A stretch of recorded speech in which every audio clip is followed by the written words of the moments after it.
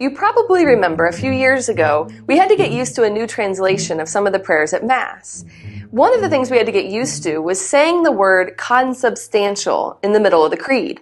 Now you might wonder, what's the point of changing the creed with this new word that just is hard to say?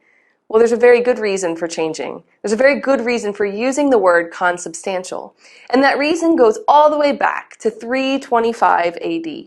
The church was in the middle of a controversy, and that controversy was because a priest named Arius was teaching incorrectly about who Jesus Christ was. If you remember last week, we talked about the mystery of the incarnation.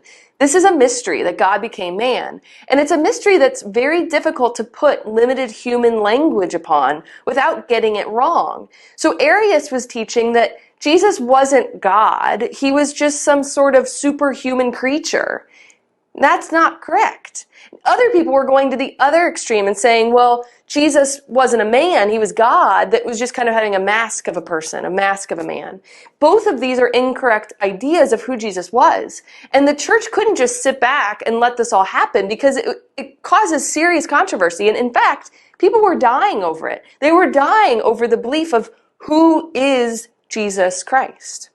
And so the church called a council. It's called the Council of Nicaea. And the Council of Nicaea, and later the Council of Constantinople, was tasked with putting limited human language on this mystery of the incarnation.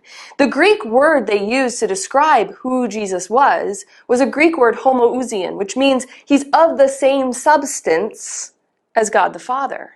He is God. And we have that beautiful phrasing from the creed we pray today, that he's God from God, light from light, true God from true God, begotten, not made, homoousios with the Father. That was the Greek word they used. Some of the Arian heretics wanted to add a little iota in the middle of that word, a little Greek letter that would say not same substance, but a similar substance. One little iota. Does it matter? Does it make one iota of a difference? It does. It changes who Jesus is. People were willing to die for that word. St. Athanasius was exiled from his diocese for that word. Consubstantial, in Latin, consubstantialem. So you see, that word might not mean a lot to us. It might not be a big deal. It might just be hard for us to say on Sunday. But when you pray that word on Sunday at the Creed, you're praying a word that men were willing to die for. Because it matters who Jesus Christ is. It matters that Jesus is God. And so when you pray that, know that you're praying it with the heroes of the church, like St. Athanasius. You're praying in a great line of saints.